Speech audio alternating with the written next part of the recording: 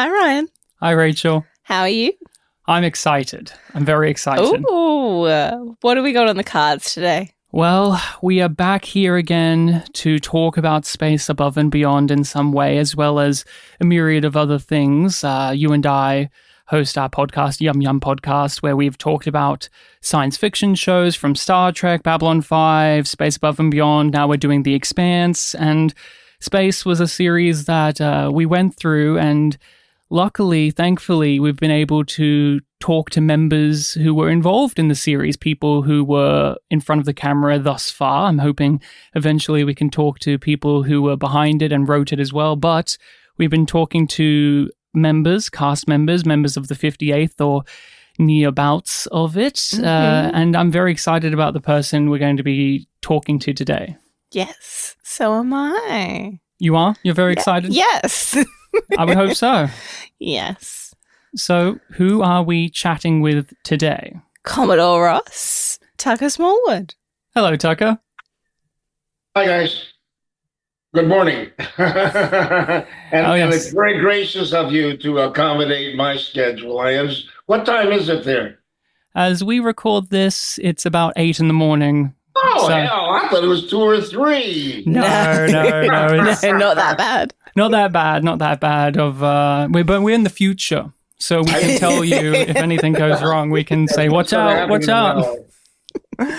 out for that. But thank you so much for giving us your time and for joining us here today. I must say that we, on our podcast, we've had to talk about you a couple of times over. We've done some Star Trek Enterprise. We've done some Babylon 5. We've done Space. And as people who grew up watching television, yours is a face that was always popping up. Literally, Rachel and I were on holiday a little while ago up to her brother-in-law's house, and we were watching the TV, and there was an episode of Jake and the Fat Man, and there you were, being a lawyer, being an attorney.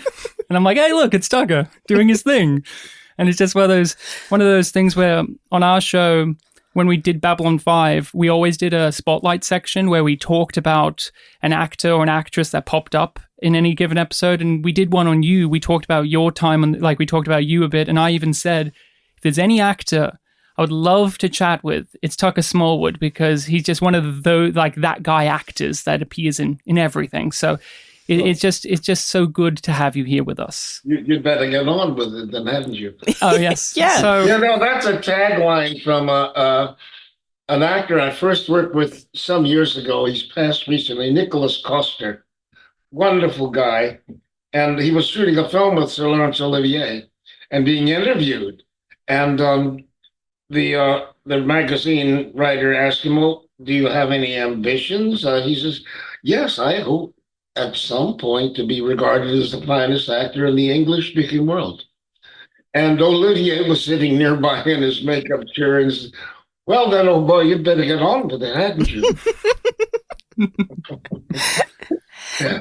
I love little gems like that. They keep me going. Truly. Now, Rachel, how about you get us going? Well, I suppose I want to ask if there's any particular stories that you have from working on Babylon 5. Well, B5 was essentially one of the very first. This was the dawning in my career, and I think pretty much in television, of this golden era of sci-fi. And you had so many choices. And now it's a little more a superhero world. But I had met with, I was shooting a video game, a Sony PlayStation game called Agile Warrior. And it was, I was the only actor in it. I was the commander, and I was, and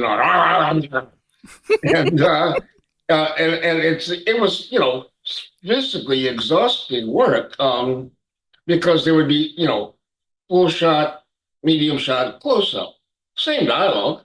And I had, different uniforms for these different segments.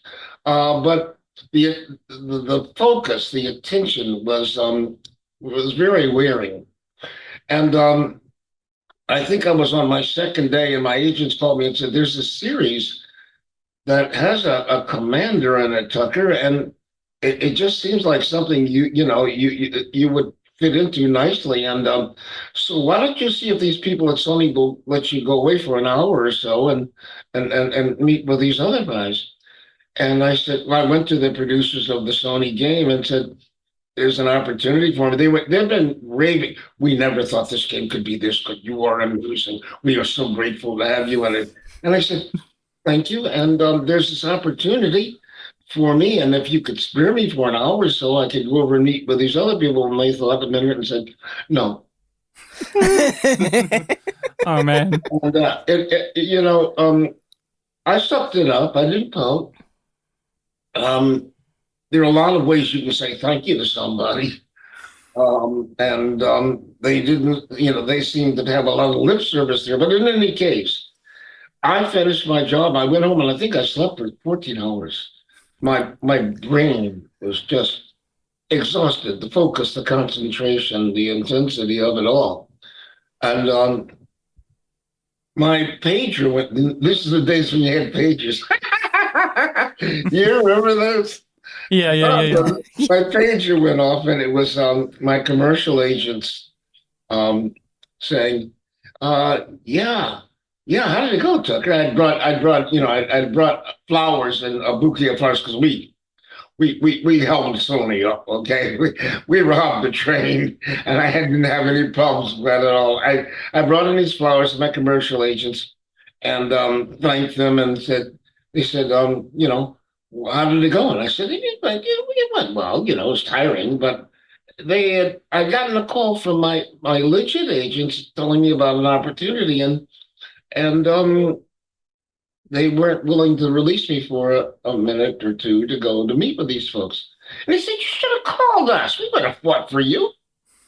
And I said, well, there's a lot of ways to say thank you to someone.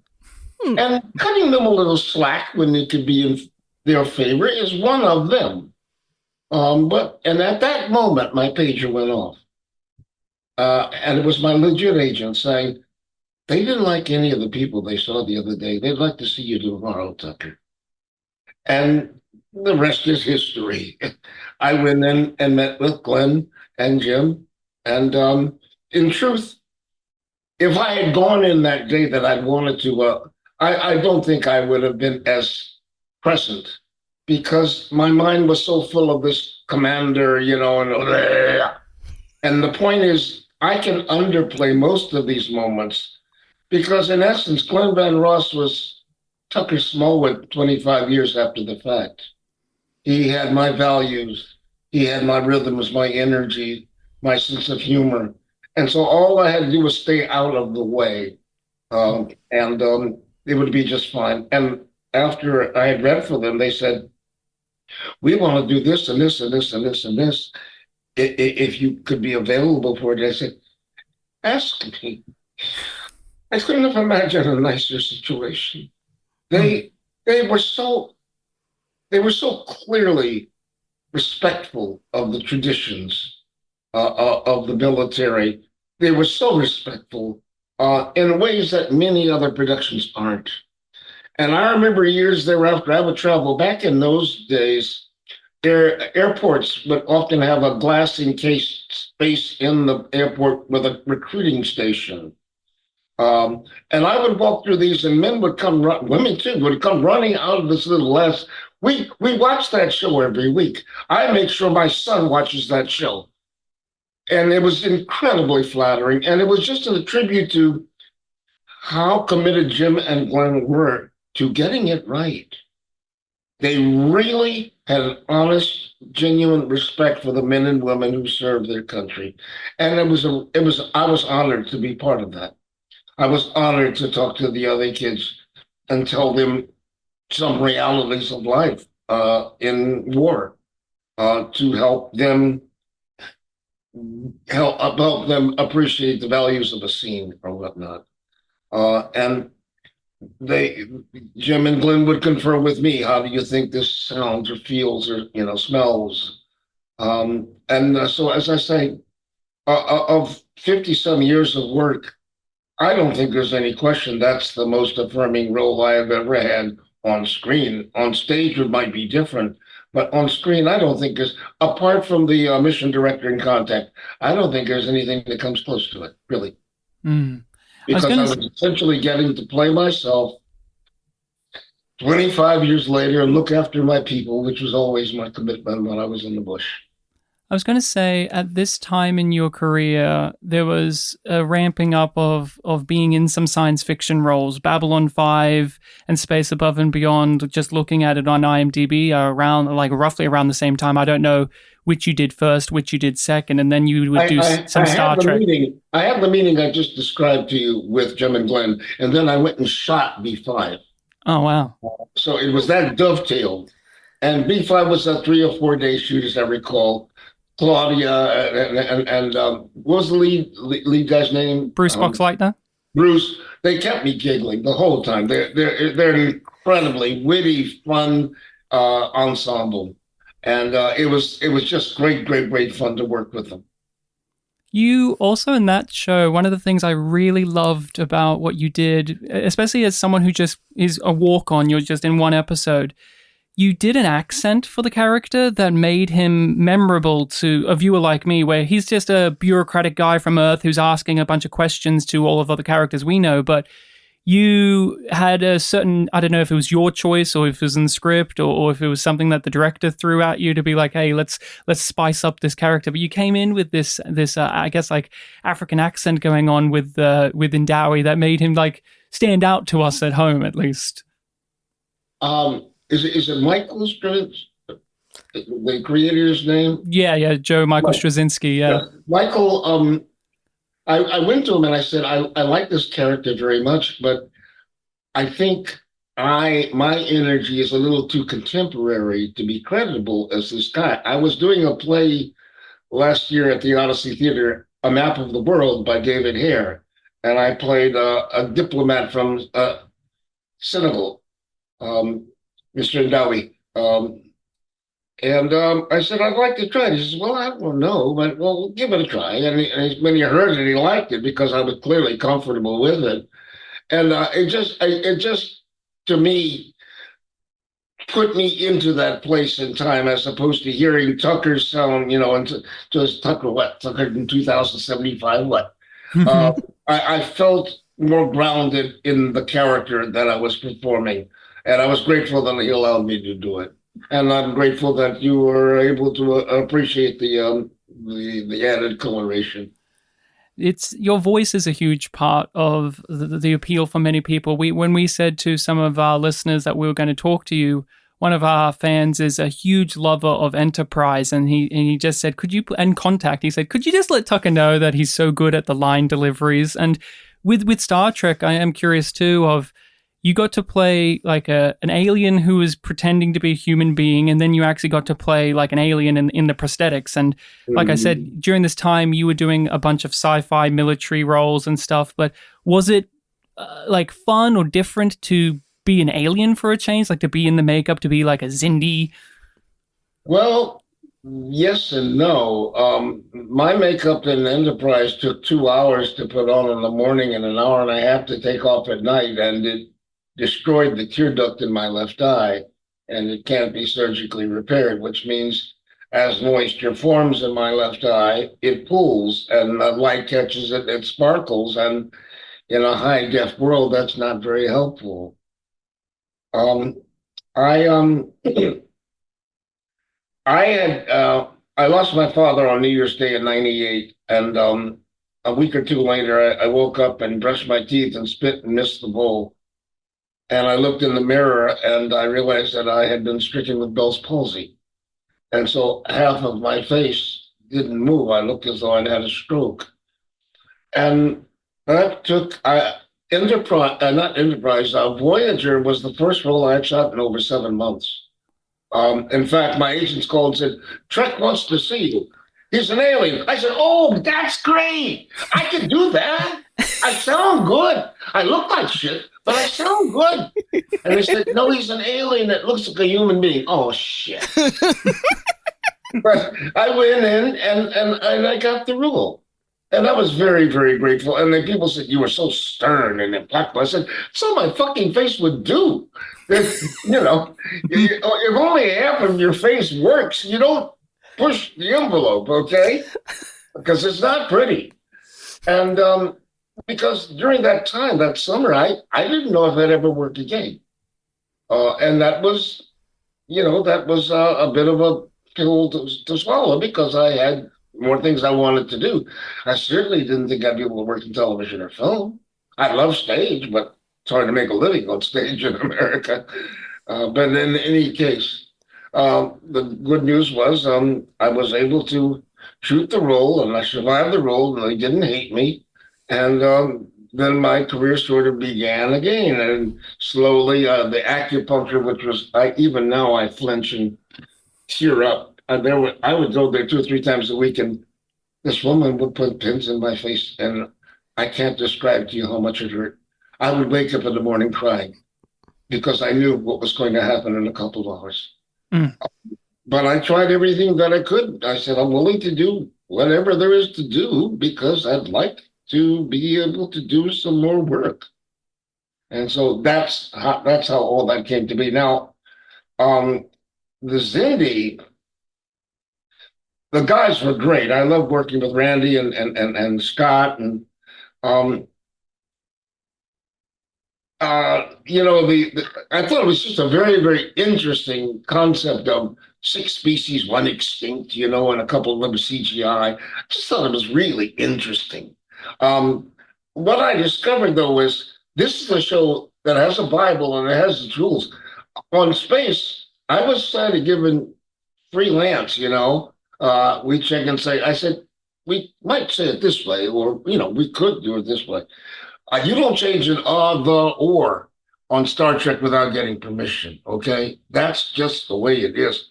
And I would have no problem going across the street and saying, I think this might make a little more flow. I know all characters have a rhythm, and my characters have a rhythm. And if I can put dialogue that wasn't written for me, but written for the character into my rhythm without subverting the meaning or the intent of the writer, then I think it's a good marriage. You could have had any one of thousands of people who played. You chose me. Why don't you allow me to bring what I bring to it? And I had no problem going across, but I was always stunned by that. No, you can't go talk to the producer. Okay, it's just an and. Yeah, Star Trek is known for being very strict. Sticklers, yeah. Sticklers for that. It's Shakespeare type dialogue where you have to get all of the stuff, and if you are changing it, like you said, you have to walk over and ask stuff. But Rachel, you have a question next up. So what do you want to ask Tuck? Yeah, that story of the acupuncture and stuff really reflects a really great commitment to the craft of acting. And I wanted to sort of rewind and ask you, at the start, did you fall in love with acting slowly or instantly? Rachel, my therapist and I have been working on that for a while. I was badly injured in Vietnam. I was, in point of fact, pronounced dead. I crossed over. I was out of my body looking around. And when I was ready to leave Walter Reed after several months there, I asked them, well, what can I expect? How much time have I got? And they said, maybe 5 years, maybe 10. We don't know. There's no data. People with your injuries don't live. There's just no data. And I said, well, okay. I had decided to become an actor laying in bed at night at Walter Reed Hospital thinking, I don't know how much more time I've got, but I've been given a blessing. What could I do with this time remaining? And a girlfriend had taken me to see a play in New York City a week before I left for Vietnam. And I'd grown up with opera and Shakespeare and Ibsen, and, I knew theater, Aeschylus, but I didn't know modern Black theater. And what I saw on that stage was electric. It just was so exciting to me. It was so immediate. It was so right there, and 10 feet away from people. and that energy and that the intensity was just so compelling. And I said, God, I'd love to learn how to do that. That would make it worth it. I think I could enjoy that for however time I got. So I flew out here to UCLA to see about getting an MBA. And the man who taught the program had trained with Sanford Meisner in New York. And I went to New York to meet with Sandy. And he said, I want you here in the fall. And I said, well, then I'll be here in the fall. And I extended for a few months because I couldn't find a summer job that paid what a senior first lieutenant got in the Army. And I taught young engineer candidates how to stay alive in the jungle. And then I resigned my commission and moved to New York to study acting. And the rest is pretty much history. It was a happy, I don't know, maybe it was, I don't know, it was meant to be. I was a square peg in a square hole. It just made a lot of sense in retrospect. But when most of the people I know who have succeeded in this business knew at 7 that they wanted to be an artist, or 8. I figured it out at 25 years old laying in a hospital bed. So that's not the typical path.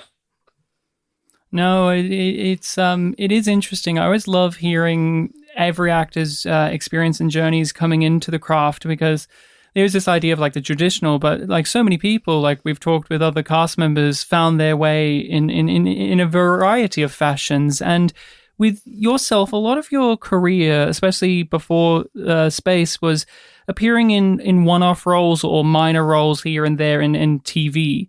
And you told us a bit about how you landed this role and the effect it had on you. But as someone who is known for being a minor actor in TV, what was it like to get a recurring role? And did you know when you were auditioning and signing up that the character would be someone that would keep popping up in episodes? Jim and Glenn had told me their intentions. I had a rather uncommon route, and they made a point of reminding me of that, to come on as a principal and then become a guest star and then a special guest star and then a series regular. That's just very uncommon. It was very flattering. I was very grateful. I had found a home. I love the character. I love the ensemble. I love the creative people around me. And it was just a very singular event, but there's nothing typical or common about it. I had come to California in 91. I had a wonderful early part of my career in the 70s and early 80s, but I was struggling with PTSD. I didn't know it. At some point, someone handed me a book with a bunch of interviews of veterans and their families and their children. And I would read these 2 and 3 page interviews and I'd say, Jesus, I do that.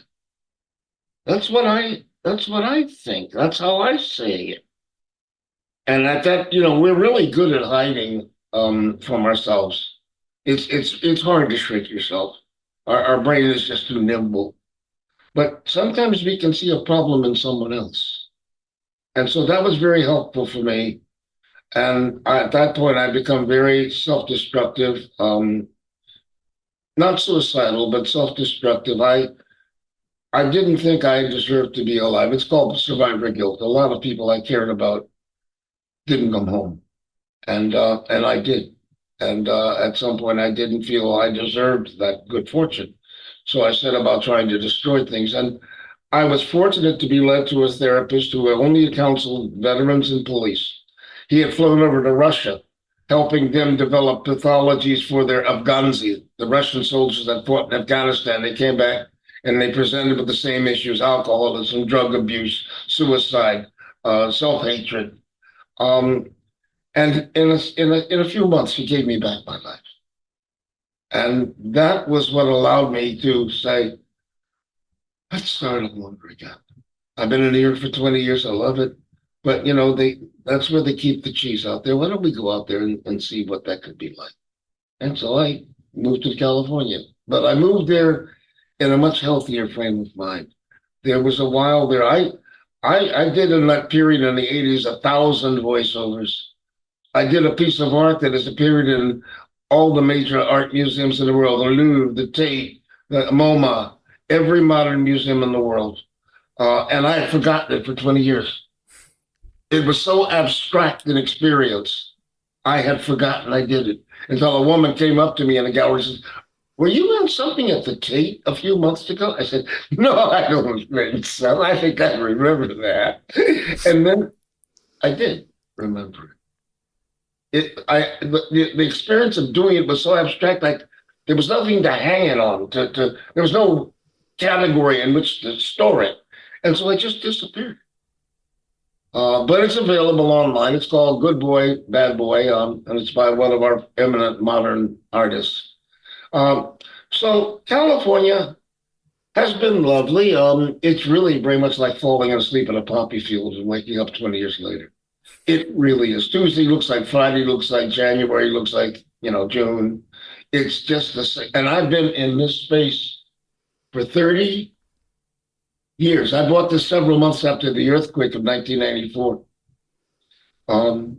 I've never lived anywhere in my life that long, but I've been happy here. I feel safe here. But I think I would probably be rejuvenated with some change. Change is often good for some of us. It wakes you up.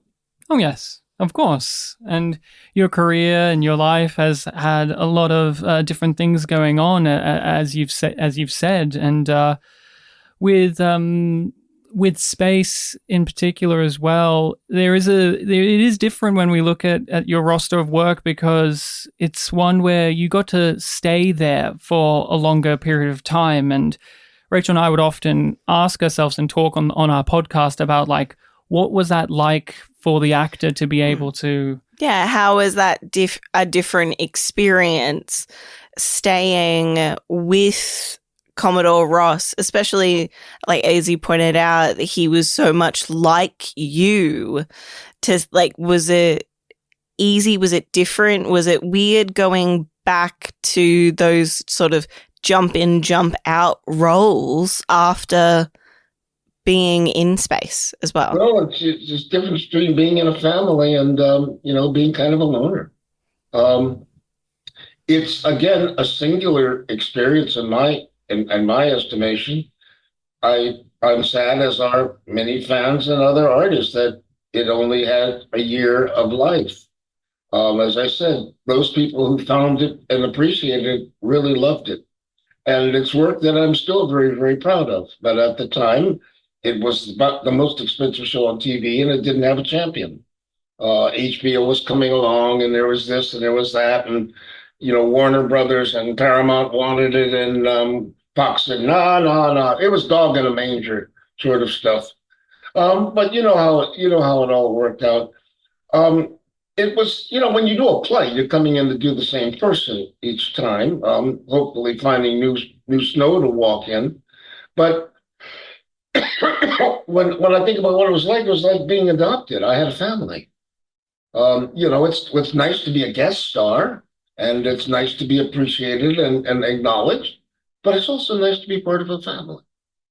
And relationships grow deeper as you get to know each other over time, and that's very rewarding. That's a very special experience. It's not that uncommon. I don't know what it's like for people that have been on SUV for 20 years. I can't imagine. I just don't know.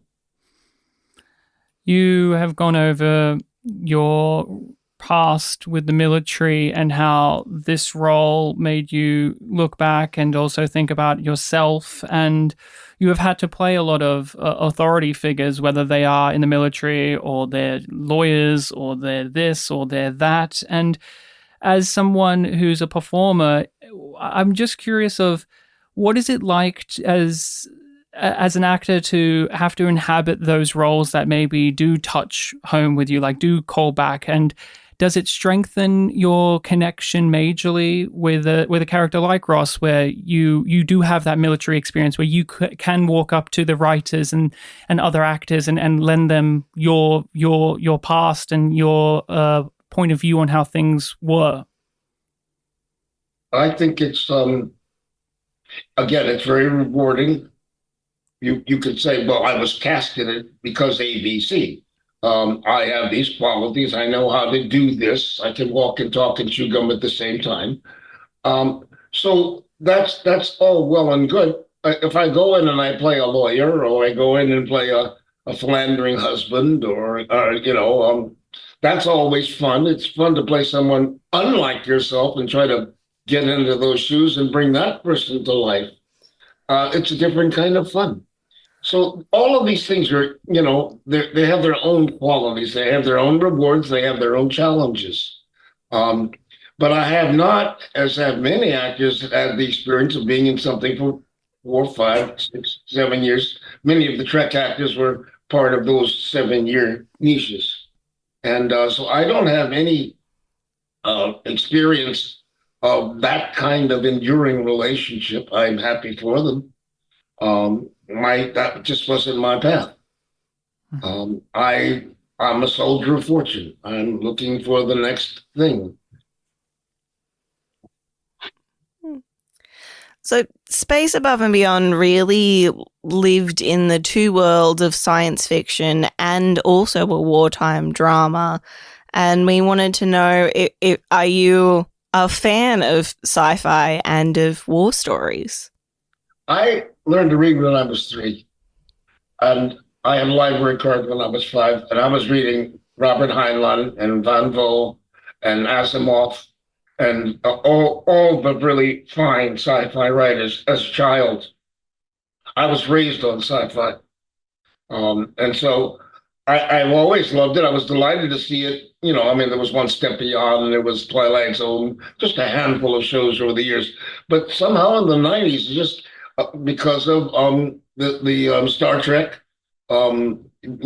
pedigree or lineage, suddenly you had things that had ongoing life based upon something that had happened 20 years before.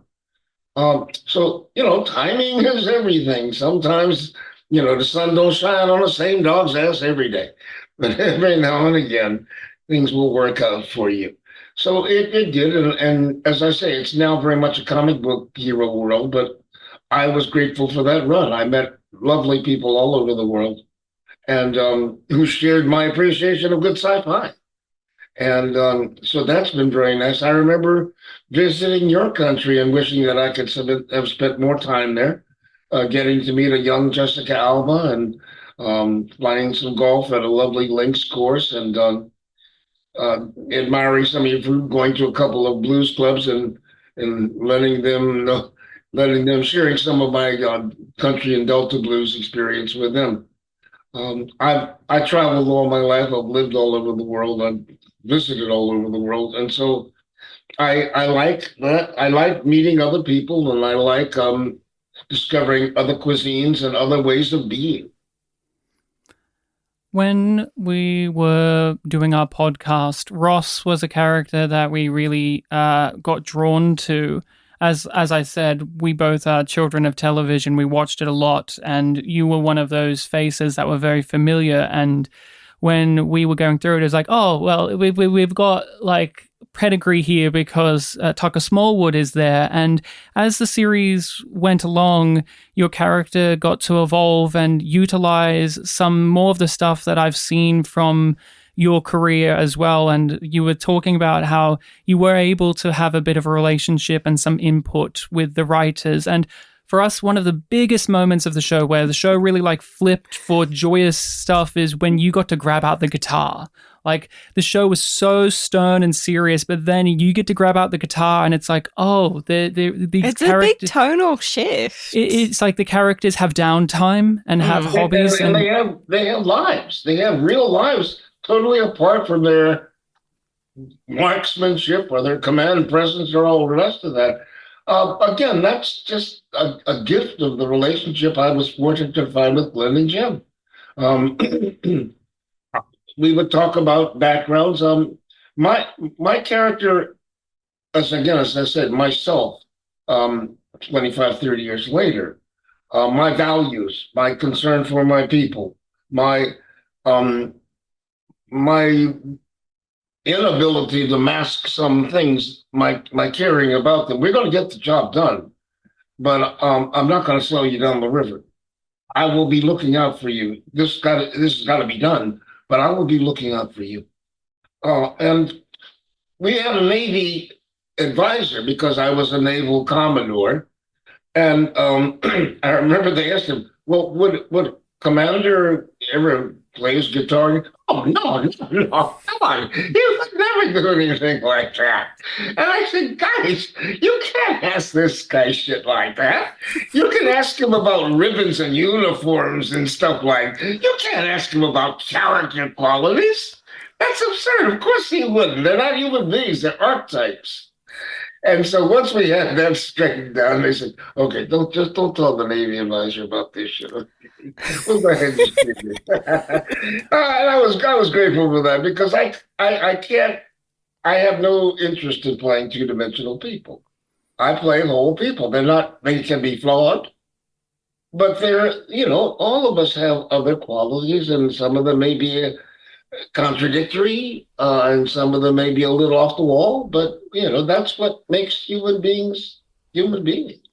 It's also a entertainment. This series had to blend like the military stuff, the real stuff, and also keep an awareness of entertainment for the viewers at home. And so Ross having the guitar really lent entertainment to us, and the fact that it kept popping back up, and eventually we got to hear the guitar's name, and Ross is all picky about people touching the guitar, and it just added more and more and more stuff than just you at the start of the show being the guy who's telling them off for doing the wrong thing, and you being angry at the corporate guy for ordering you to do stuff you don't want to do. Like, that stuff's great the too. show got to evolve, but so did Ross as an individual.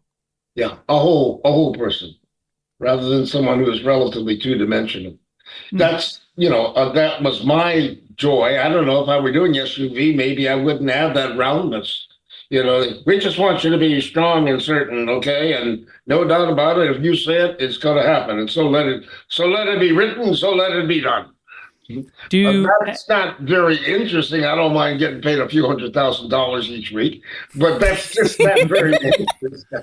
Yeah, that's a different kind of work. Yeah, Joel did some Law and Order, and he was talking about that and how it's very much like there are certain roles, especially where you are in the industry, that are journeyman roles where you are there to give the exposition, to help move the plot along, and to do that. And you're blocking for the stars, okay? You're in the line. And Ross started that way, but at the end of the first episode you're in, we really loved there was that moment, it's just no dialogue, of Sewell, the corporate guy, trying to shake your hand, and you just look at him and walk off, and it's like that simple little touch told us at home, like, oh, there's more to this character. Like, this isn't just the guy who's going to hand them down the mission and say, you did bad on that. And like you said, a full-rounded person, which when sometimes... And one that wouldn't sell them down the river. Yeah, one who would not leave them behind. There was whole episodes about that. But Rachel, what do you have up next for us? I guess I want to talk a bit more about the sort of the family, the ensemble of Space Above and Beyond. And by its nature, they had to be in sync with each other. And we were hoping to hear a little bit more about like your working relationship with the rest of the cast and crew. There weren't a lot of scenes where I got to work with all of them. I think probably James and I had the most scenes together. But I would get to see Rodney and Joel and Shane. My gosh, what is Kristen? Kristen, yes, and help me. I am as old as I am. I'm not Lanai. Okay, I get to see them, of course, but I wouldn't necessarily have scenes with them. And by and large, when I did have scenes with them, I was probably tearing somebody a new asshole. Yeah. Again, it's Father Knows Best. I'm sort of an authority figure to them, but I'm their commander. But they are Marine pilots. I'm a naval Commodore. It's a very interesting dichotomy, those two things. And in terms of who has command authority, well, I suspect they report to James, and James reports to me. And, That's the way it rolls. Um, the eclecticism of the writing. We had a number of different writers, and they all brought their own special interests and skills to bear. And some of those scripts were just incredibly unlike any of the other scripts. They stood on their own. That you didn't have to watch the entire series to appreciate the work in this scene. Um, and got to meet many of those writers. They're very, very cool, interesting people. Um, I do miss it. I had to teach myself to wean myself, realizing Tucker, that was not a day at the beach. That was unique. Such things do not come along often. Be grateful, and I am grateful for the relationships that endure to this day, with James, with Joel, with others, and I'm grateful for a piece of work that continues to be appreciated by people discovering it for the first time. I think a lot of our special effects, which are like, a Model A or a Model T in today's, special ops world, I think a lot of them still hold up pretty good. Hmm. We were talking to Morgan Weiser last time, and he discussed a bit about what you said about how you and James got to be a bit separate a lot of the time. And even Morgan said, like, there was this reverence for Tucker because he was our top dog, he was our guy. And even Morgan said, like, he regretted a little bit not being able to ask you and talk to you about your military background and history, because you were there to talk to. You were someone who had gone through stuff, and it was something that, going back probably would have done. And for us fans of the show, Commodore Ross and McQueen's friendship and camaraderie is really one of the major hearts of the show, like one of the drawing points. Rachel and I are fans of those characters. Ross is my favorite character, McQueen is Rachel's favorite character, and it would always come back to, if there's conversations between those two, it would often be the best stuff for us. I was just curious, what do you think it is about that particular dynamic that works well for people? And what about it as a performer did you get out of it too? James's character was a very uniquely eclectic character. He's a pod. He's a warrior. He's a philosopher. That's a very complex combination of qualities. And he is my subordinate. He is a warrior. I have his respect because he knows the second season would have been my backstory. It would have been how we met and what I used to do before I was the old man sitting in the CP, when I used to go out on missions myself. That would have been great fun. But that was not to be. I'm a little saddened. I've never known that. Morgan and I've always had a good communication. I'm sad that he felt that there were things he would like to have spoken to me about that he didn't. And I'm not sure why, because others in the cast could have told him, yeah, Tucker's talking to me about that kind of stuff. I think when you're a young actor, Yeah, especially with him being the Yeah. lead guy, it's just like there's so many things you have. You're worried about it being a touchy subject, maybe? Oh, yeah, but I don't know. Those guys talk. That's what Morgan said, okay? Oh, yeah. I honestly thought that Morgan would have had the most important career thereafter. That was my thinking when we shot it. Hmm. I hope he's well. I like him very much and his dad. But I thought he would come out of that for whatever reason. He reminded me of young Lonnie Clift. Yeah, that's definitely what the intention feels like it was, especially with interviews and audio commentary tracks with Glenn and Jim about the character and about Morgan's performance. And like we said, Ross and McQueen are really the two characters that just slot into place nicely for us. And I think a part of it too is you two are the leaders. You're the two leading, like... Yeah, you can't show yourselves to the 58th, but you can share with each other things that you can't The burden broadcast. of being a commander, of sending people out who are not going to come back. That's right. Those are special, unique responsibilities of command. And in war, they are particularly weighty. And so you would find someone with whom you could share your concerns that's appropriate. That naval advisor would no, he won't be talking to a Marine captain or a pilot or whatnot about things like that. And you're quite right. You wouldn't be. It would be unprofessional. It'd be conduct unbecoming an officer. It'd be just as a commander, I didn't go up to my snuffies and talk about those things, but they knew I would move heaven and earth for them. And that was the important thing. The first night on my team in the bush, I took our wounded outside our wire. Anybody that's been in war who knows what perimeter wire is understands. But I had gotten there 5 hours before, and there was no chopper pad inside the wire. And if we didn't get them out by daybreak, they were going to die. And so I said, no, that's not going to do. We're going to get them out. And from that point, my soldiers always fought for me, always, because they knew I cared about them as human beings, and I would do what I had to do to take care of them. And it's not words. It's not words. You're judged on deeds.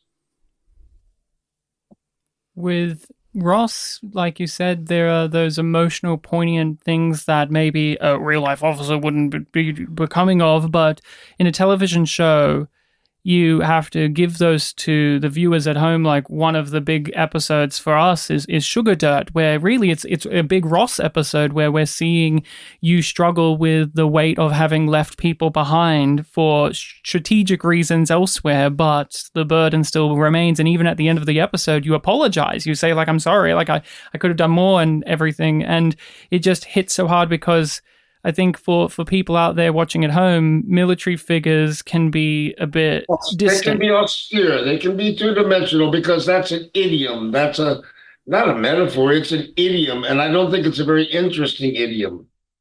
I think it lacks imagination. You find a way without destroying the reality to express, not with words, but express with deeds and with behavior, someone's concern for his people. It would be okay for me to go off by myself and shed a tear for somebody that didn't come home. I wouldn't do that in front of my people. That would lack command presence. That might, demoralize them or whatnot. And you would question, has he lost it? Can he still function as a leader here? But it doesn't mean you were unfeeling. And yet I discovered in the hospital in Saigon and in Japan a humanity that had been missing for months and months before that. When I wept when I realized I was alive, I realized it was the first time I had wept in a long time. And that was the whole person. When I say I was brought back to life, I was brought all the way back to life. I promised myself I will never forsake that. I don't care what anybody thinks of me. I'm going to feel, because to feel is to be alive.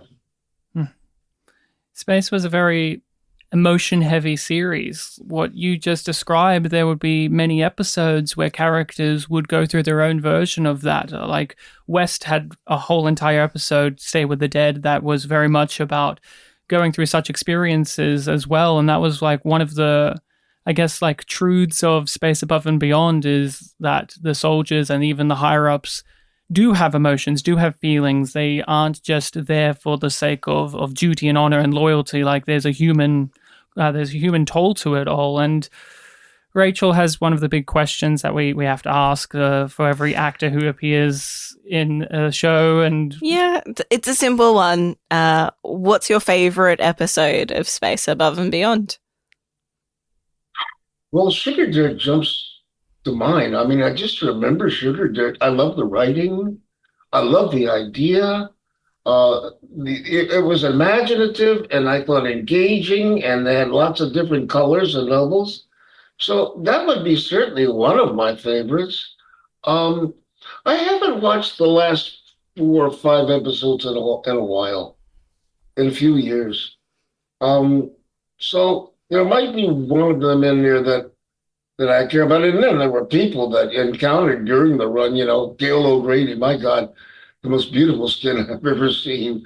There were some wonderful guest stars over the years. I'm surprised we haven't talked about Australia. I got to come to your country and spend time with your people and Yeah, Sunshine eat some Coast, of your right? food. No, No? he wasn't in the pilot, I remember. So No, what was your wasn't. experience? That's right. Hmm? So what was your reason and Yeah. experiences for coming down to Australia? You have touched upon it, but tell us all. I had been shooting a film called Most Wanted, and I was I think, police captain of Los Angeles. And there was John Voight and a few other actors. And I was called by a casting agent. We've got a role. This character's a blues legend. He's been on the run for a number of years. It's going to shoot in Australia. And really? And I happen to play a kind of music that is not that common. And so I said, well, I'd love to do that. 2 weeks, sure. I was on a hiatus anyway. And so we called the people at Most Wanted and said, we're just going to go to Australia for a couple weeks. No, don't let him go. We might decide fuck you, you might decide. When I get a chance to go to Australia? Of course I'm going to Australia. You can replace me if you need to. I don't care. Of course I'm going to Australia. And what a neat experience that was. But my God, I'm flying there and they haven't given me any music. And I'm a blues legend. And they're not going to pay fees, to record music that's not in the public domain. So I said, well, it's not just I play this stuff, I got to play it well. What am I? And I sat there on the plane, 18 hours, right?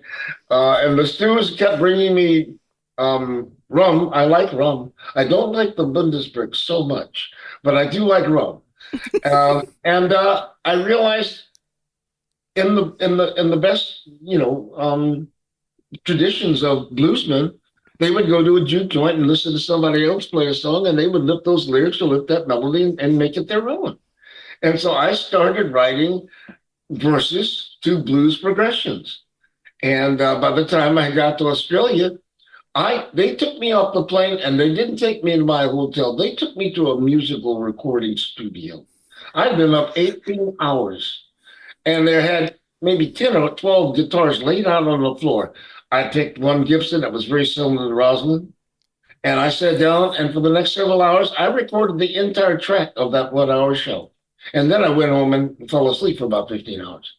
But that was the deal. So everything I played in the show, I recorded that first day I arrived, because that was a musical track.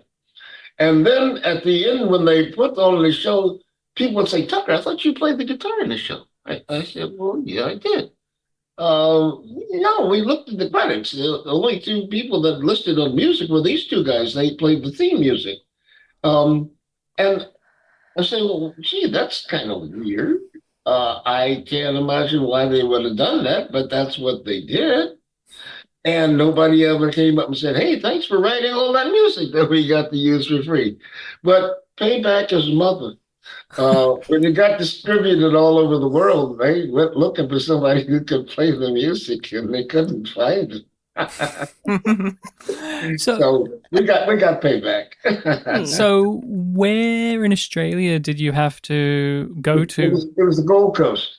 I loved being there. There's a lot of wonderful, a lot of attractive extras with their cell phones that I think it was getting lunch and maybe 50 cents a day. I don't know, but it amazed me. How can all these kids afford cell phones? I thought it was interesting. But so there I was for 2 weeks, and just had a wonderful time. And I do hope, someday to go back. I miss my Murphy's Oatmeal Stout. You already touched upon it briefly, but one of the things we also always love to inquire about is, were there any guest stars and of course directors during Space Above and Beyond that you liked working with? Yes, and I wish I had given more thought to that before we got here, because I'm kind of on the spot. Our directors were eclectic, and some directed more than one episode. I didn't, as a rule, work with that many guest stars. We had them, and I got to meet them, but I didn't have scenes with them. So that's what was so, and that was okay with me. Um, right off the top of my head, I can't think of someone that I'd want to jump up and say, "Oh yeah, remember that? I hated that guy." Or yeah, no, there The wasn't anything like that. There wasn't. the guest star that I'm forgetting the actor's name. You may have to look it up, Rachel. But you often had to play up against the corporate stooge guy who Oh was yes, and Saul. I knew him. I knew him personally. I'd known him for some years before, and he plays an asshole very well. I don't know how you want to interpret that, but He, no, he I've known him for a number of years. He's a yeah nice he guy.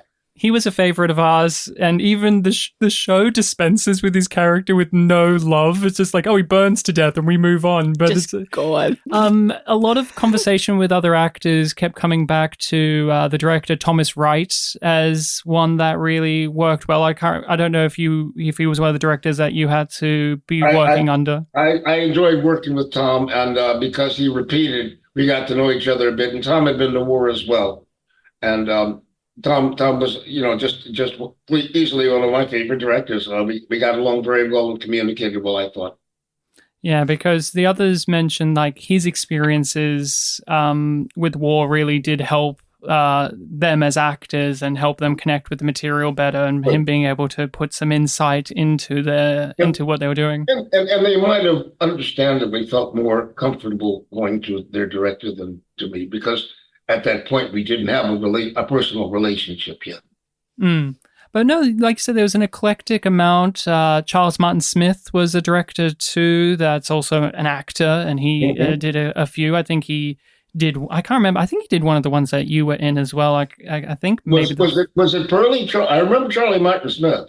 I can't remember which episode it was that he did though. I think he did The Farthest Man from Home, which is the first one, like the first episode that isn't the pilot, the first one with you in it. I'm pretty sure he did one of those early ones. But yeah, he was around. Another thing is you would get incredible lines, some funny lines, like back and forths. In the final episode, you get one of the most quoted for us, which is the whole get the wild cards, shuffle up the wild cards and deal them. And were there any specific moments or lines or scenes or special somethings that best sums up the character of Ross for you? Well, I love both Jim and Glenn. As I said, the relationship is singular in my career, and I would do anything for them. As in point of fact, I went on to do the film The One with Jim after we had done Space and other opportunities that came along. But I remember the day I went in to do ADR work for The One. I was awakened in the morning by my niece in New York saying, "It's okay, Uncle Tuck. He wasn't in the tower. He was in Newark." I said, "What are you talking about?" And then I turned on the TV and realized this was 9/11.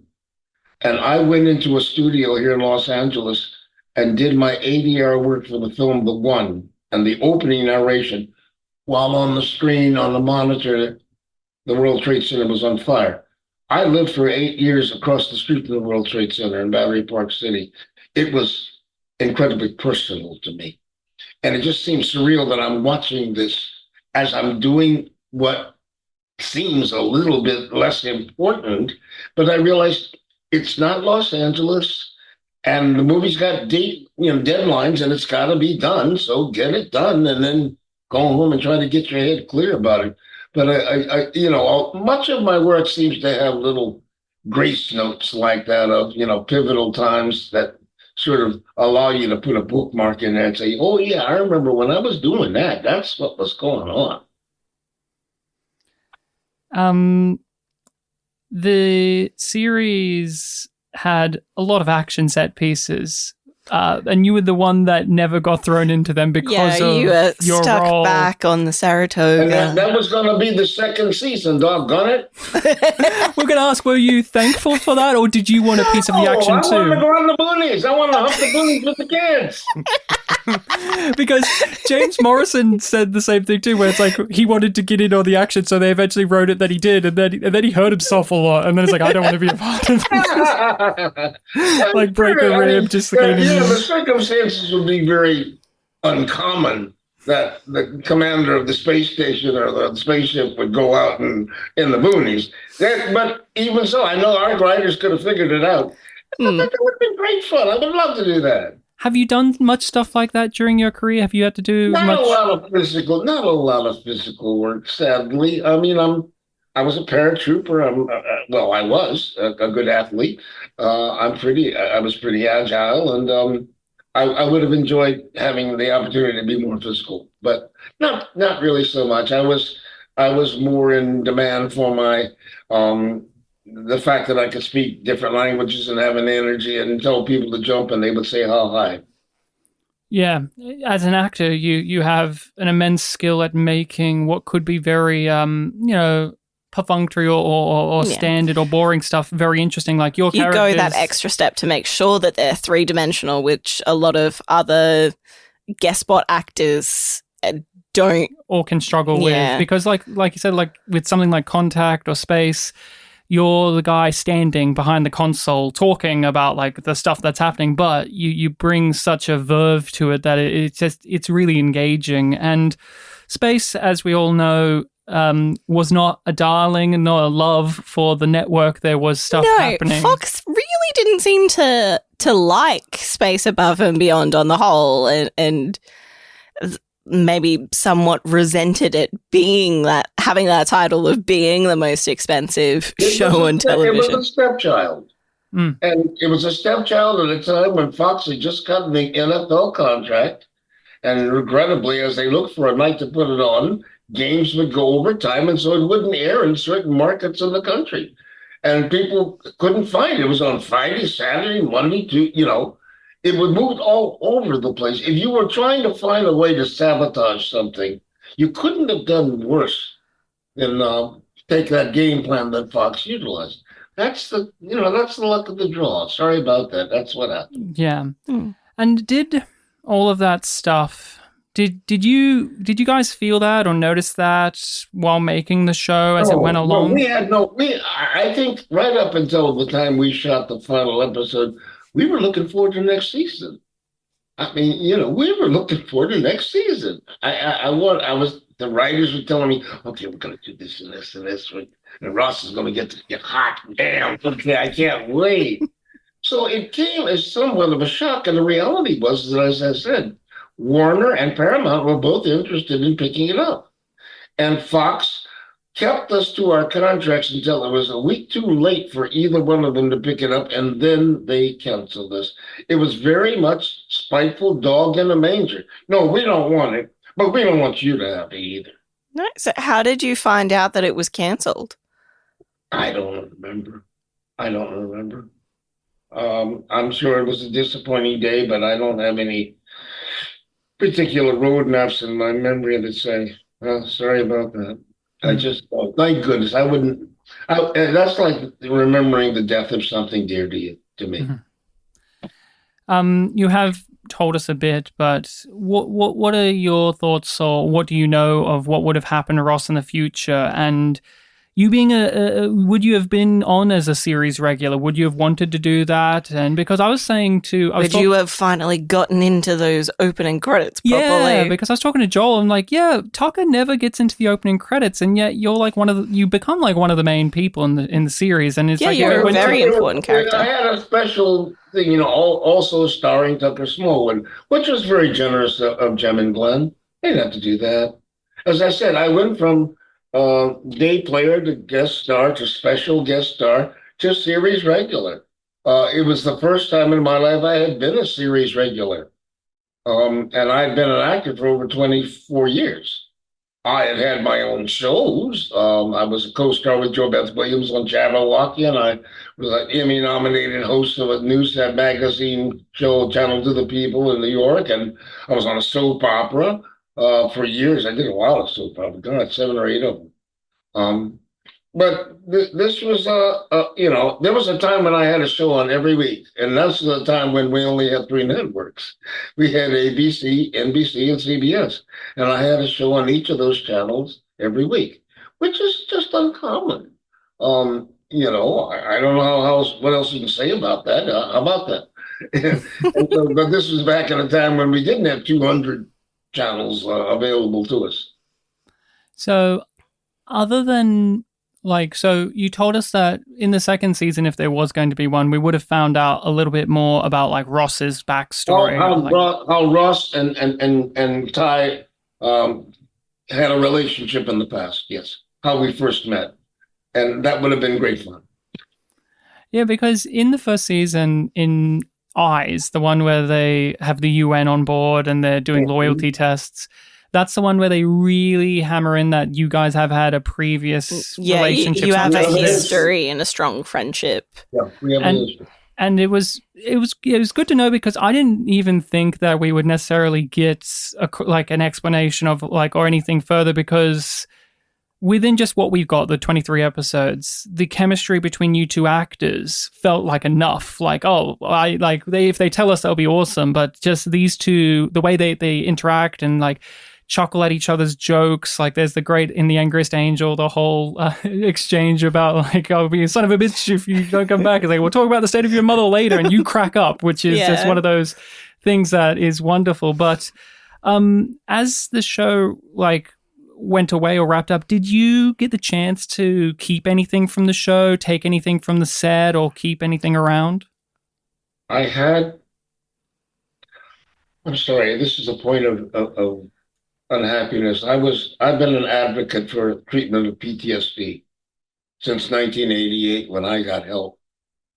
And I was a board member of an organization called the Soldiers Project, which provided counseling to veterans with PTSD and to their families.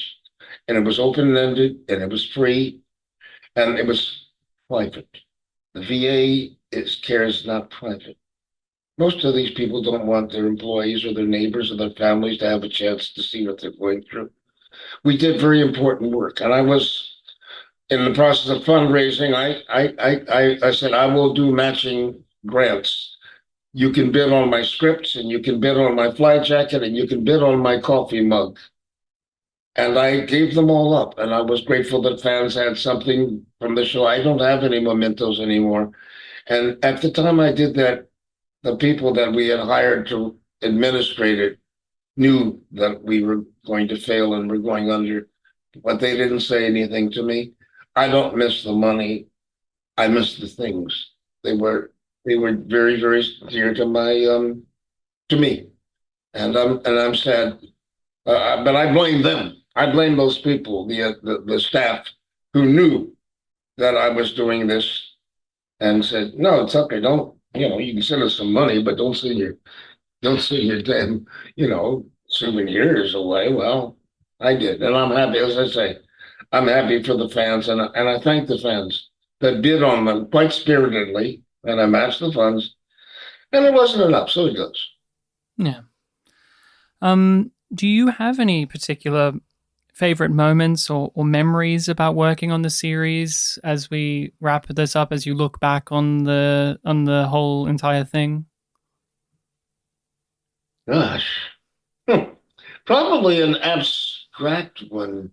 I was in my dressing room one day, and between scenes, and I called my home answering machine, and it was friends from New York from years gone by, Arlen and Jerry Jamot, on the message saying, "Tucker, we watch the show every week, man. We love the show. And by the way, the CD came out last month." The what? I had recorded a blues album in 1984. That was at that time, 12 or 13 years before. And it was great fun, and it was awfully good. And I was very proud of it, but the circumstances led to it not being successfully released, and so we went on with our lives. And suddenly it's all Robert Johnson's music. In fact, Jim and Glenn had paid the dues for a poster of Robert Johnson that I had in my cabin. I have it downstairs. You can't see it anymore because it's faded. The light has just faded it completely. But and they were going to get me a resonator guitar for the second season that I could play slide with. I just loved some of the generosity and the willingness to accommodate and enrich the character. So that moment more than any other stands out to me as like what? And, and this was the beginning of the internet, you know. AOL gave us all accounts because all the fans wanted to talk to us. And if we had AOL accounts, we could do that. And so they gave us all AOL. Otherwise, they, Tucker, you got all this fan mail, this email. Okay, well, where is that? It's on the internet. Well, okay, where is that? and now that's commonplace for every show to have like that online presence. That we live in the age of social media where like we can just message you and say, hey Tucker, I really loved your work on Space Above and Beyond. I really loved your work on Star Trek. I always looked at it as a scientific or technical kind of stage door thing. When you come off stage after a performance and people are waiting for you in the lobby or outside, hey, I really enjoyed your work tonight. Thank you. Thank you. Thanks for coming. It made our show more immediate. Theater's immediate. After, hours after, minutes afterwards. Filming TV, you can do it in June and it might not air till the following January. So it's very abstract. But to come off in that weekend and say, hey, you want to talk to James and Tucker and Morgan and Joel? And yeah, okay, that'd be kind of cool. And so they kind of spoon fed me. I didn't know what the internet was or what email was or any of that stuff. But they wanted so much to interact with us that they kind of what do you call it? They tutored us. Yeah.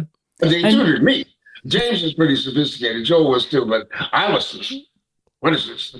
And now look how things have changed. Like I follow your Facebook page, which I love very much. And out of the Space Above and Beyond cast, you're the one that's one of the more active online and talking about your career, your life, your views on things and interacting with folks. I think years back, I listened to an interview of yours on the Babylon 5 podcast, and they were talking about your Facebook group. I'm like, oh, I got to check that out. I've been following it for years. I love seeing, pictures of your past, and like you've got a lovely one of you and a big cat that I love so much. And are there any particularly memorable fan interactions over the years for Space Above and Beyond, and of course any other projects as well? But we want to know, with Space, has there been any lovely fan interactions that you can recall? The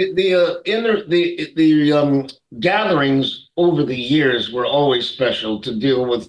We were guests of that fan base, and at one point I went over from England to Amsterdam for a couple of days because the fan base there had gathered together and organized it. And it was so close; it was easy enough for me to do it. And I was happy to do it. I've always loved sci-fi fans. They're passionate, they're knowledgeable, they're thoughtful, they're intelligent. And I can't, I don't remember any stupid questions that I've ever gotten from a sci-fi base. So that was part of the cheese, if you will. Cheese is the metaphor of rats in a maze. And well, why would you go down here? Because there's cheese, dummy. So that was interaction with the fans is very much a part of the cheese. I enjoyed that. When I went to Germany, I have a minor in German. I spent 2 years in college in Germany. To get to go to these places and interact with those fans is singular. It's just very, very cool. That's very sweet. I guess another question that I have is just, are there any other behind the scenes stories that you would like to share with us? Probably, but maybe not just now. I'm sorry, Rachel. I'm at an interesting cusp in my life, between the pandemic and world events and my advancing age. I am at the end rather than the beginning of a journey. And so as I share these memories with you, it allows me to look back and say, boy, what a wild, strange trip it's been. And it has been. But my work is behind me now, by and large. I can write, and I will continue to write, and I will continue to opine, and I will hope to dodge the slings and arrows of those who I piss off. The MAGAs of the world, and I will be sure to make a special effort to piss them off. But not really. My blues is important to me, and I'm starting to go out and play at some of these open mics. I enjoy that very much, and there's just even today, I mean, 40 some years later, there's not a lot of people that play the music of men that look like me from 100 years ago. Robert Johnson, Mississippi John Hurt, Son House, Charlie Patton, Brownie McGee, the old bluesmen that played in juke joints on Saturday nights and traveled around and shacked up and fought and drank and, stole each other's music. They are very colorful characters, and I enjoy that music. And um, I'm one of the few people of color that have gravitated to it. Kev Moe is a wonderful, wonderful musician. And there are a handful of folks like that, but there weren't any black people to teach me how to play this music when I was interested in. They were white and Jewish, and I'm grateful to them all. They revered this music and they respected it and valued it enough to learn to do it scientifically with tablature, with breaking it down technique-wise. And I'm grateful for that. Yes, I have been really loving being able to look at a bit more of your musical side of your career, because many people would know you for your acting, and even in space or other things, your musicality does get to bleed into the acting. And at least for myself, the rhythm that you use with your voice in a lot of roles has a very, very specific cadence, almost There's a musical. cadence, yes. I found that all characters have a cadence. And finding that cadence helps me find the heart of the character. With space, we've kind of gone over this a bit already, but it definitely is a series that we feel doesn't get enough of that attention and praise, and it was cut down in its time. And you've been a part of so many things over the years, and we kind of said this at the start of this, but it's definitely one that holds a very special place and reverence for yourself within your career. But what would you say was the big takeaway for you with the show, the message, the theme, the point that it made that you walk away with? Cherish what is good and what is special, because they don't last. That's a beautiful way to sum it up. And that especially hits with that final episode of the series as well, where you and McQueen basically have a conversation like that, with him having to be wheeled off and you feeling the guilt of it all. But Rachel, you have one of our last questions here for us that is moving away from space more to some other stuff in Tucker's career. So if somebody walks up to you and starts a question by saying, "Oh, it's such a shame that it didn't get recognition, but I loved you in blank," what would you expect that blank to be? Would you expect it to be Space Above and Beyond? Probably. I mean, Contact was a lovely experience. I'm told that I was the first actor Zemeckis had ever cast without meeting. It was based upon the audition that I did on tape, and that was very flattering. But it would probably be Space, because it was so singular and because it was so short-lived. Mm. I've done things that you always have hopes, aspirations when you do anything. And sometimes they come true and sometimes their reach exceeds your grasp. But Space had all of the basic fundamental constituents of something that deserved to grow and be nurtured. And it that wasn't its karma. That wasn't its destiny. So I can look back over a career of well over 50 years and say, yeah, that's too bad. I've done an awful lot of roles. I don't feel that way about many of them, saying, "Oh, gee, I wish I did some more," or, come on, okay, there's not that much difference. But Ross was, as a character, singular for me. And it's not often that I have the chance to work with people who respect the tradition of the character that I'm playing and value me as a human being to express it. That's pretty singular. You have been in so many things. You have done so many things over the course of your career. And I have noticed that slowly but surely there's been a larger build-up towards comedic roles, comedic performances. In my opinion, you're in one of the greatest comedy films of all time, which is Black Dynamite, one of my absolute favorites. I think it's one of the best. And I was just... But Ryan, I don't think of myself as a comic actor. There are a number of them, and I love it. I'm a good straight man. I can do that, I think. I can play authentic authority figures, etc. I can play them authentically and let them bounce their comedy off of me. I don't have that knack, that ear, that rhythm for those lines. And I love, it's like setting, it's like blocking. It's like setting up the spike. I'm happy to do that. Yeah, but still, like, that is a part of the comedy of just how straight you are, like in something like the Sarah Silverman program where you play God. And there's just so much absurdity because you are playing it like, yes, I am God, but also you're just a tank top and you've just... And I was just wondering, like, has that been a conscious thing on your part, or has that just been how things have worked out, that you've been getting a part of more comedic projects over the years, whether you find yourself to be the comedic actor or just the straight man in it? I don't think I ever reached the prominence or the have the juice to make those kind of choices. When things are available and they come to me and they want to meet with me or whatnot, then I'm happy. But I've never had that kind of leverage in this business. I've been a soldier of fortune, and I that was okay with me.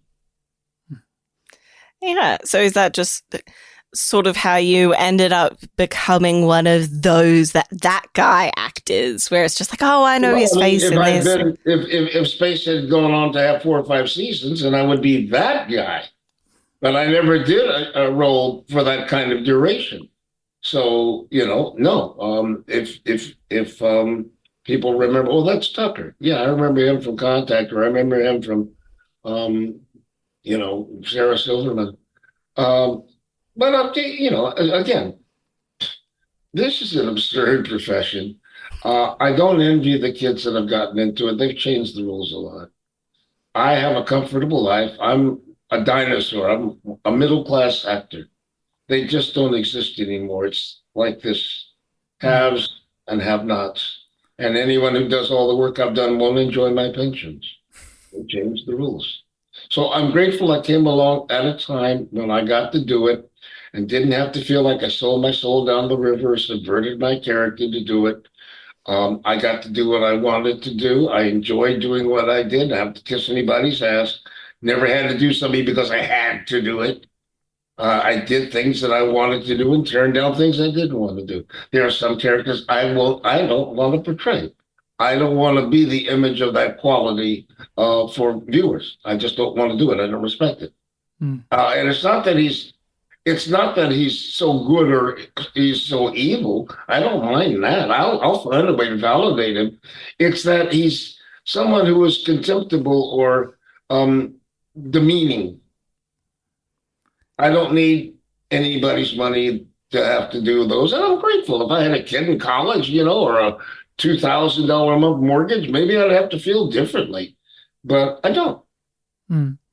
And I, as someone who really appreciates performances, big or small, I really have to thank you for the work that you do and actors of your caliber do, because many people may, in fact, overlook it, but I always am appreciative of those recurring faces, those recurring voices, like I said at the beginning. And that's why you made us do the spotlight in particular, to sort of take time to look at those actors in B5 and what they brought and what qualities they gave. I do have to agree a bit. I feel like things have changed a bit where, in the 90s, there was like that stable of like, oh, that character actor's in this episode, so it's going to be good. Like, oh, it's Tucker Smallwood, or it's Ron Canada, or it's this or this or this person always appearing. But I just want to, again, thank you for the work that you do, big or small, because it brings so much joy to us to be able to see you pop up and be like, oh, he's going to you. There's just a mark of assurance of like, yes, this is going to be good. Tucker's always one of those reliable people, and I do feel like it has changed a bit in the industry in that regard. Mainly, it's like a lot of Canadian actors now because they film a lot of stuff up in Canada. Yeah. But do you with your acting career and just general position in the industry, do you have any exciting things coming up for you? Do you have any shows or movies or plays or No, music? in 3 weeks I'll be 80. That's what's coming up for me. As I say, the band has come through, the parade has come through, and it's moved on. And I was happy to march in the parade for a while, and I'm happy that I've got a life. What you see behind me is where my command post was in Vietnam. I went back in 2004, and on Christmas Day, I went to this place, which is where I conducted war for some time. And I look at it and I see no more sandbags, no more barbed wire, no more craters. It is Eden again.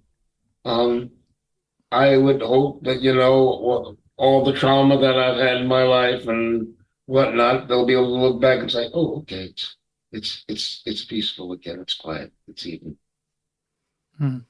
You mentioning of Eden, you have got a book about your experiences and the stuff that you have talked about through this. And following your social media, there's been conversation about audiobook recording stuff for that as well, if I'm not mistaken. I had both. They're both available now on Amazon or Audible or whatnot. My therapy with Vic in 1988, he said, I want you to write down everything you can remember. Don't judge it. Don't censor it. Write it down. And that therapy became my way of expressing. I discovered my knack was for essays. I've had a very eclectic life. I've enjoyed it. I enjoy describing it. I love fiction. I love good fiction. I just don't write it very well. So I'm happy to read other people's fiction. I'll tell you about the day I had today, and I might make you smile or go, and I enjoy, that's why Facebook is an ideal medium for me. It lets me comment on the day. And so that has worked out. I've really enjoyed this time that we got to chat together. I hope at some point this will be made available to some of the other people that follow my Facebook page. And Rachel and Ryan, I thank you very much for inviting me to be with you.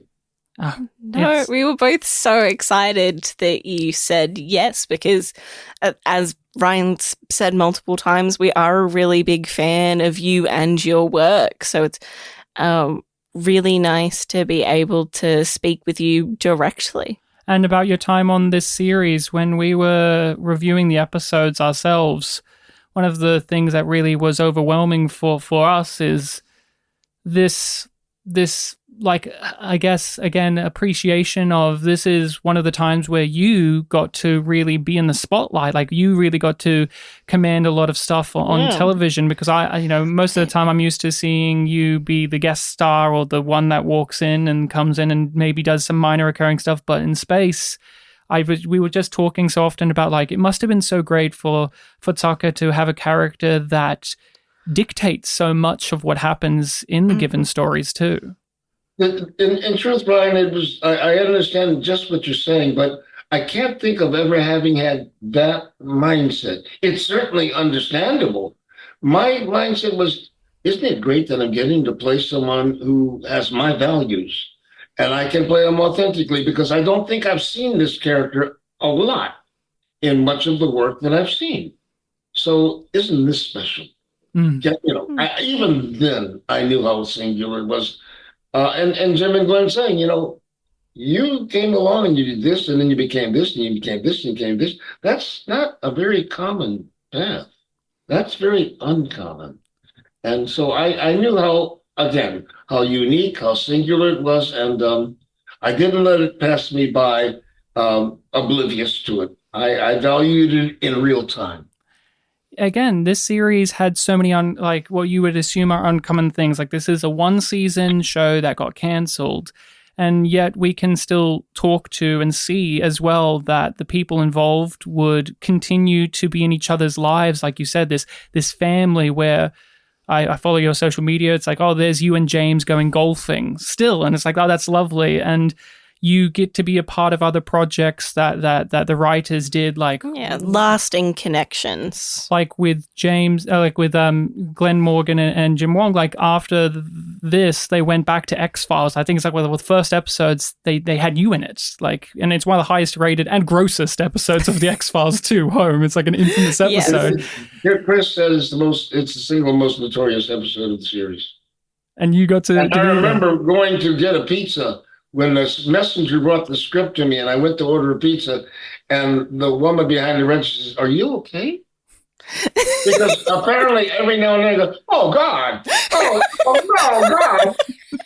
And then, Jim, is this what you think of me? This is what you want to do to me?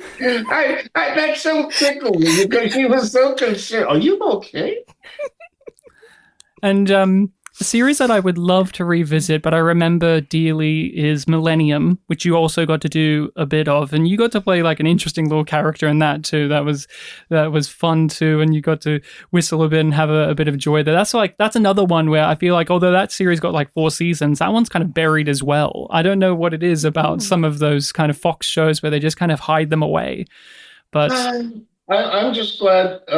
I think of Jim and Glenn as my godfathers. I'm grateful that our paths crossed because they've written some of the richest roles I've had the opportunity to create. So, well, that's all we have to say and do here, isn't it, Rachel? You don't have anything else that you want to? I'm curious. You said that like your big plans is turning 80. Do you have anything planned for your birthday? There are a number of possibilities, but not really. I mean, my family wants me to do something, and my shrink wants me to do something. I'm just not sure how I'll feel. You know, we'll see when we get there. Yeah, that's fair. Well, is there anything else we want to bring up here? Anything else you want to tell us, Tuck?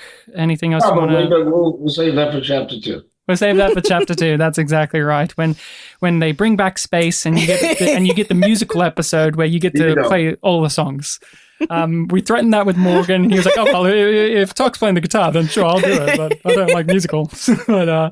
But no, this is such a joyous time for us. Like Space has been our favorite show that we've had to cover. It was such a rich show. The writing was really intriguing, and we have seen so much of science fiction television really take off in the direction that Space was doing at the time. We talk about that a lot, like Battlestar Galactica and The Expanse and so many others would start to tap into what this series was doing in the 90s. Pivotal in the genre when you look back. And again, it's so great to talk to you. And you were my favorite character in the show. I would be remiss if I didn't mention it, but the strawberry speech. When you get the script for that episode, and there's a big speech where you have to talk about strawberries and somebody took them and you want them back. That again goes into what you were saying, where it's like your comedy is being the straight man figure.